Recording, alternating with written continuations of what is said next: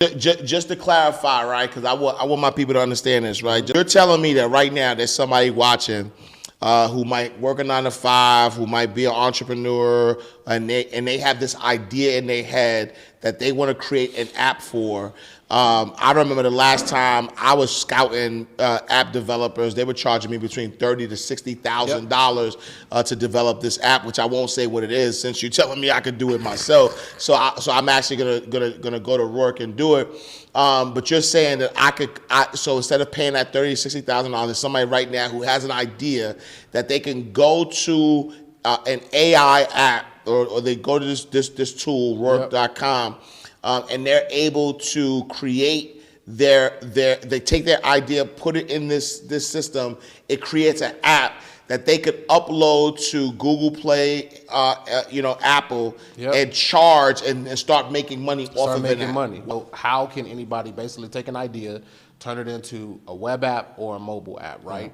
So the first thing is that you obviously got to have a problem to solve, right? However, here's what I tell people, Ash. Everybody want to have this grand new idea. The fastest way to fail is having a new idea that hasn't been proven yet. I need a new, unique idea. No, you don't. Why are you going reinventing the wheel? Now, here's the thing that tech companies can't do. They can't do everything right. So what you need to do, right, is you have an idea, you could put your spin on it. Here's what a lot of people don't understand.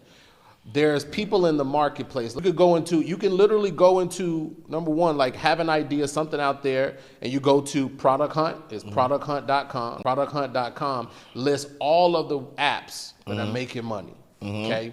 And the first thing is you need a good idea that people will pay for, not something. Now, you could create something unique. The fastest path to the cash, as I'd like to tell people, is go to Product Hunt, look at some things that are releasing. It already tells you what you need to know. You take the concept, and then what you do, number two, is you go to ideation evaluation.